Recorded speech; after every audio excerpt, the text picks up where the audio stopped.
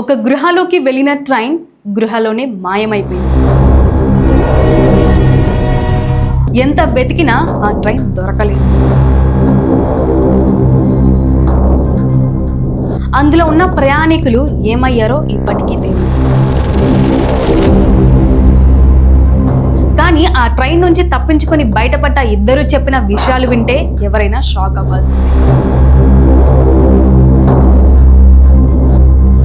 Unsolved కేసుగా మిగిలిపోయిన ఈ mystery గురించి ఫుల్ డీటెయిల్స్ తెలుసుకుందాం. 1911వ సంవత్సరంలో ఇటలీకి చెందిన జెన్నెట్టి అనే కంపెనీ ట్రైన్లను తయారు చేయటం మొదలుపెట్టింది. ఈ ట్రైన్లను తయారు చేయటం వెనుక ముఖ్య ఉద్దేశం రిచ్ పీపుల్స్కి ఒక మంచి లగ్జరీతో నిండిన రవాణా సౌకర్యం కల్పించడం. ఈ ట్రైన్ ద్వారా ప్రయాణికులు తమకు నచ్చిన ఆహారాన్ని తింటూ, తమకు నచ్చిన డ్రింక్స్ను తాగుతూ, ప్రకృతి యొక్క అందాలను ఆనందిస్తూ ప్రయాణం చేయవచ్చు. ఈ ట్రైన్లో దాదాపు ఆ కాలం టెక్నాలజీ ప్రకారం అన్ని సౌకర్యాలు ఉన్నాయి. ఇక ధనికులకు ఈ ట్రైన్ గురించి తెలియాలి అంటే ఉచితంగా ఒక ట్రైన్ని రన్ చేసి అందరికీ తెలిసేలా చేయాలని ట్రైన్ కంపెనీ జెన్నెట్టి నిర్ణయించింది. ఆ రోజుల్లో మనలాగా సోషల్ మీడియా కూడా లేదు. కాబట్టి కంపెనీ ఇలా ఉచితంగా ట్రైన్ జర్నీ చేయించి అడ్వర్టైజ్మెంట్ చేయాలని అనుకుంది. ఈ ఆలోచన తర్వాత 100 మందిని ట్రయల్ రన్ కోసం ఎంచుకోవడం జరిగింది. ఈ 100 మంది ఫస్ట్ స్టేషన్ నుంచి లాస్ట్ స్టేషన్ దాకా మళ్ళీ అదే ట్రైన్లో రిటర్న్ రావాలి. ఈ ట్రైన్లో ప్రకృతి యొక్క అందాలను ఆస్వాదిస్తూ ప్రయాణం చేయవచ్చు. 1911వ సంవత్సరం జూలై 14వ తారీఖున ఈ ట్రైన్ యొక్క ట్రయల్ రన్ 100 మంది ప్రయాణికులు మరియు 6 సిబ్బందితో మొత్తం 106 మందితో ప్రారంభమైంది. ఈ ట్రైన్లో మొత్తం 3 కంపార్ట్మెంట్లు మరియు ఒక ఇంజన్ ఉంది. ప్రయాణికులు ట్రైన్ యొక్క ప్రయాణాన్ని మరియు సౌకర్యాలను ఆస్వాదిస్తున్నారు. ట్రైన్ రన్నింగ్లో ఉన్నప్పుడు ట్రైన్ చూసే వారంతా చేతులు ఊపుతూ ఆనందాన్ని వ్యక్తం చేసేవారు. ట్రైన్ ప్రయాణిస్తూ లొంబర్టీ టన్నల్ వద్దకు చేరుకుంది. ఈ టన్నల్ యొక్క పొడవు కేవలం 1/2 కిలోమీటర్. ఈ ట్రైన్ టన్నల్లోకి వెళ్ళడం చాలా మంది చూడటం జరిగింది. ఈ టన్నల్లోనికి ట్రైన్ అయితే ఎంటర్ అయింది, కానీ ఎప్పటికీ కూడా బయటికి రాలేదు. ఆ టన్నల్లో తర్వాత వచ్చే స్టేషన్ దగ్గర చాలామంది ట్రైన్ కోసం వెయిట్ చేస్తున్నారు, కానీ ఆ ట్రైన్ మాత్రం రాలేదు. ఈ ట్రయల్ రన్ ప్రారంభించిన కంపెనీ సైతం షాక్కి గురైంది. అంత పెద్ద ట్రైన్ ఒక్కసారిగా కనబడపోవటం చాలా విచిత్రం. ఈ టన్నల్ లోపల కూడా ఎలాంటి ఇతర దారులు లేవు. కేవలం ఒకవైపు నుంచి వెళ్ళి ఇంకొక వైపు నుంచి బయటకు రావాలి. ఈ ట్రైన్ ఆఖరికి ఎక్కడికి వెళ్ళిందో కనుక్కోవడానికి ఇన్వెస్టిగేషన్ ప్రారంభించడం జరిగింది. రైల్వే శాఖకు చెందిన మేనేజ్మెంట్ మరియు కార్మికులు టన్నల్ యొక్క ఒక్కొక్క భాగం సర్చ్ చేయటం ప్రారంభించారు. ఇన్వెస్టిగేషన్ సమయంలో 2 ప్రయాణికులు ముందుకు వచ్చారు. మేము ఈ ట్రైన్లో ప్రయాణిస్తున్న 100 మంది ప్రయాణికులకు చెందిన వారమని చెప్పడంతో అధికారులు షాక్ అయ్యారు. వారి వివరాలు కనుక్కొని 100 మంది ప్రయాణికుల లిస్టుతో పోల్చగా వారి పేర్లు ఉన్నాయి.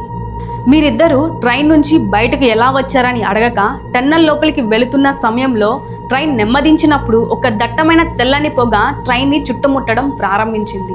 ట్రైన్ టన్నల్లోనికి వెళ్లే కొద్దీ పొగ ఇంకా దట్టమవడం మొదలైంది.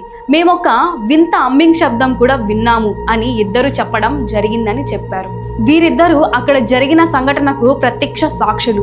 ఆ ట్రైన్ నుంచి దూకిన తర్వాత ఏం జరిగిందనే విషయం వీరిద్దరికి గుర్తులేదనే విచారణ చేసే వారికి తెలిసింది. 2 ప్రయాణికులను మానసిక వైద్యుడికి చూపించక నిద్ర లేకపోవడం మరియు స్ట్రెస్తో బాధపడుతున్నారనే విషయం తెలిసింది. ఈ ఘటన తర్వాత ఈ టన్నల్ పూర్తిగా మూసివేయటం జరిగింది. తర్వాత జరిగిన యుద్ధాలలో టన్నల్ పూర్తిగా మూసుకుపోయింది. ఇప్పటి వరకు చెప్పిందంతా ఒకే ఎత్తైతే ఇప్పుడు నేను చెప్పబోయే స్టోరీ ఇంకాస్త విచిత్రంగా ఉంటుంది. ఈ ఘటన 1911వ సంవత్సరంలో జరిగింది. కానీ 1911వ సంవత్సరానికి ముందు వేరు సంవత్సరాలతో ఈ ట్రైన్ చూసిన రికార్డ్స్ కూడా ఉన్నాయి. మధ్యయుగానికి చెందిన కొంతమంది 3 బోగీలున్న ట్రైన్ చూశారని కూడా రికార్డ్స్ ఉన్నాయి. ఆ సమయంలో కేవలం గుర్రపు స్వారీలు మాత్రమే ప్రయాణానికి ఉపయోగించేవారు. కానీ మిస్ అయిన ట్రైన్ గత కాలంలో కనబడటం విచిత్రం. ఆ సమయంలో బ్రతికి ఉన్న వారు ఈ సంఘటనని రాసి ఉండడం వల్ల ఈ విషయం వెలుగులోకి వచ్చింది. అంతేకాదు ఈ ట్రైన్ జర్మనీ, రోమనియా, ఇటలీలోని వివిధ ప్రాంతాలలో పట్టాలపై ప్రయాణించినట్లు కూడా రికార్డ్స్ ఉన్నాయి. అలాగే ఈ ట్రైన్లో ప్రయాణిస్తున్న ప్రయాణికుల బంధువుల పాత రికార్డ్స్లను చూసినప్పుడు 1840 సంవత్సరంలో జరిగిన ఇంకొక విచిత్ర విషయం తెలిసింది. 1840 సంవత్సరంలో మెక్సికోలో ఒక హాస్పిటల్ రికార్డులో 104 మంది మానసిక సమస్యతో బాధపడుతూ అడ్మిట్ అయ్యారనే విషయం తెలిసింది. వీరిని మానసిక వైద్యుడు ట్రీట్ చేసినప్పుడు మొత్తం 104 మంది ఆ డాక్టర్తో తాము జెన్నెట్టి ట్రైన్లో ప్రయాణించి ఇక్కడికి వచ్చామని చెప్పారు. మొత్తం 104 మంది ఒకటే మాట చెప్పడంతో అక్కడి డాక్టర్ నర్సులకు విచిత్రం అనిపించింది. 1840లో అడ్మిట్ అయిన ఒకరి వద్ద 1907కు చెందిన సిగరెట్ బాక్స్ కూడా కనిపించింది. ఆ సిగరెట్ బాక్స్ ఇప్పటికీ మెక్సికో మ్యూజియంలో ఉందని అంటారు. ఆ హాస్పిటల్లో పేషెంట్స్ ఎక్కడికి వెళ్లారనే దానికి రికార్డ్స్ లేవు.